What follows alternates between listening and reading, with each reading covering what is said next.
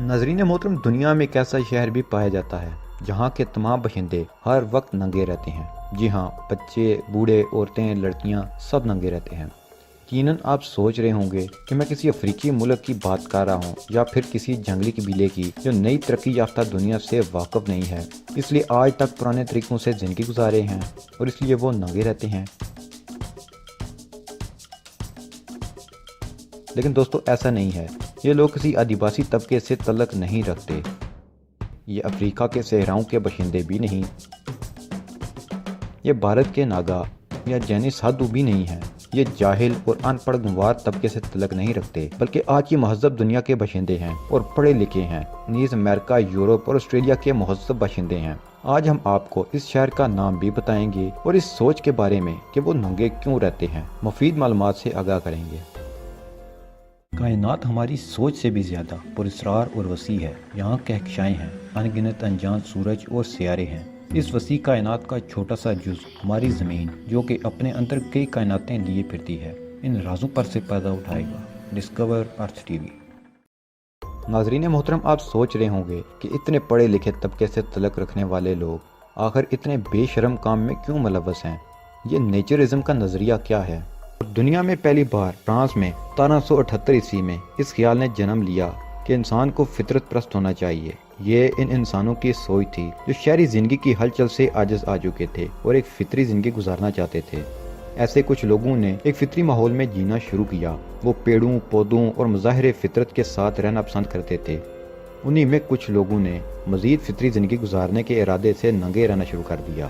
اس سوچ کو تو ابتدا میں کچھ خاص قبولیت نہیں حاصل ہوئی، مگر جیسے جیسے انسان زیادہ ہلچل بھری اور تناؤ سے پر زندگی گزارنے کا عادی ہوا، اسے اس زندگی سے فرار کی چاہت بھی اسی قدر زیادہ ہوتی گئی اور اس نظریے کو فروغ ملنے لگا کہ آدمی کو جانوروں کی طرح ہی ایک قدرتی ماحول میں جینا چاہیے، نیز اسے ویسا ہی ہونا چاہیے جیسا کہ اسے خدا نے دنیا میں بھیجا تھا۔ اس سوچ نے نیچرزم یا نیوڈزم کو جنم دیا، اسے ہم اردو میں فطرت پرستی یا اوریانیت پرستی کہہ سکتے ہیں۔ نیچرزم کی اصطلاح پہلی بار 1778 عیسوی میں فرانس میں استعمال ہوئی۔ اب ہم آپ کو ننگوں کے شہر لیے چلتے ہیں۔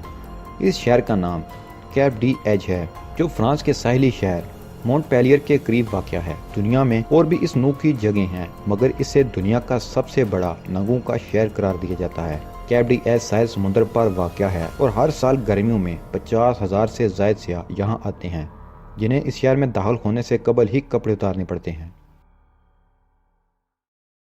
کیپ ڈی ایج میں بینک، سپر مارکیٹ، اینک ساز، ہیئر ڈریسنگ اور پوسٹ آفس جیسی دکانیں اور دفاتر موجود ہیں، اور ان تمام دکانوں اور دفاتر کا عملہ اور ان کے صارفین برہنہ ہوتے ہیں۔ یہاں ایک طرف تو لوگوں کا برہنہ رہنا لازمی قرار دیا گیا ہے اور دوسری طرف باہر سے آنے والے سیاحوں سے برہنہ حالت میں گھومنے کا مزہ لینے کے عوض 6 پاؤنڈ ٹیکس بھی وصول کیا جاتا ہے۔ مگر یہاں برہنہ ہونے کا یہ مطلب نہیں کہ یہاں قانون نہیں۔ یہاں جو شخص بھی کسی غیر سماجی رویے کا مظاہرہ کرتا ہے، اسے جیل کا منہ بھی دیکھنا پڑتا ہے اور جرمانہ بھی کیا جاتا ہے۔ یہ شہر 1960 عیسوی میں بسایا گیا تھا۔ برطانوی اخبار کی رپورٹ کے مطابق یہاں آنے والے سیاح اس کی تعریف کرتے نہیں تھکتے اور اسے دنیا کی بہترین جگہ قرار دیتے ہیں۔ دنیا میں نیچرسٹ کتنی تعداد میں ہیں، اس متعلق کوئی ٹھوس معلومات دستیاب نہیں ہیں، البتہ انٹرنیٹ پر ان کی تعداد 40 ملین تک بتائی گئی ہے، جو مشکوک ہی لگتی ہے۔ انٹرنیٹ پر موجود معلومات کے مطابق امریکہ کی 0.1% آبادی نیچرسٹ ہے۔ اس سروے کے مطابق ان میں 54% ریپبلکن پارٹی کے حامی ہیں، جبکہ 45% ڈیموکریٹ ہیں اور 1% آزادانہ سیاسی سوچ رکھتے ہیں۔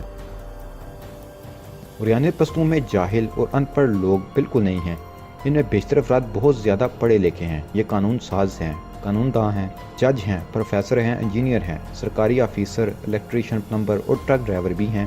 دوستو، اوریانیت پرستوں کے عقائد تو عجیب و غریب ہیں ہی، ساتھ میں ان کی منطق اور دلائل بھی عجیب ہیں۔ نیچرزم یا نیوڈزم کے ماننے والے عام طور پر عیسائی ہوتے ہیں، مگر ان میں 1-8% یہودی بھی ہیں۔ ان کا ماننا ہے کہ انسان اس دنیا میں ننگا آتا ہے، پیدا ہونے والے بچے کے جسم پر کوئی لباس نہیں ہوتا، لہذا انسان کی فطری حالت یہی ہے، اسے اسی حالت میں ہونا چاہیے۔ آدم و حوا کو اللہ نے ننگا پیدا کیا اور انہیں اسی حالت میں زمین پر اتارا۔ اسی طرح عیسیٰ کو جب سولی دی گئی تو وہ بے لباس تھے، نیز جب وہ دوبارہ اپنی قبر سے زندہ ہو کر باہر آئے تو اپنا کفن قبر میں ہی چھوڑ آئے تھے۔ ننگے رہنے والے ان لوگوں کی دلیل ہے، عیسائیت کے ابتدائی 1000 برس تک لوگ چرچ میں بھر نہ جاتے تھے۔ لہذا عیسائی دھرم کے ماننے والوں کی اصلی حالت یہی ہے، اور تعجب اس میں نہیں ہونا چاہیے کہ ایک عیسائی ننگا رہتا ہے، بلکہ تعجب اس میں ہونا چاہیے کہ ایک عیسائی کپڑے پہنتا ہے۔ یہ فرقہ کرسمس سے ایک دن پہلے خاص طور پر جمع ہوتا ہے اور اپنی عریانیت کی فضیلت میں تقریریں کرتا ہے۔ اس فرقے کا ماننا ہے کہ انسان ایک دوسرے کی عزت اس کے لباس کے بنیاد پر کرتا ہے، مگر یہ غلط ہے۔ لوگوں کو ایک دوسرے کا احترام اس کی شخصیت اور انسانیت کی بنیاد پر کرنا چاہیے۔ عریانیت پرستی انسان کو انسان کے احترام کرنا سکھاتی ہے، نہ کہ اس کے لباس کا۔ تو دوستو، یہ تھے ننگوں کے شہر کے بارے میں کچھ حقائق۔ آپ کے خیال میں عریانیت پرستوں کے دلائل میں کتنا دم ہے؟ کیا انسان کو شہری ہلچل اور پریشانیوں سے بھاگ کر نیچرزم اختیار کر لینا چاہیے؟ کیا اسے بے لباس ہو کر جنگلوں میں رہنا چاہیے؟ کمنٹ باکس میں اپنی آراء سے ضرور نوازیے گا۔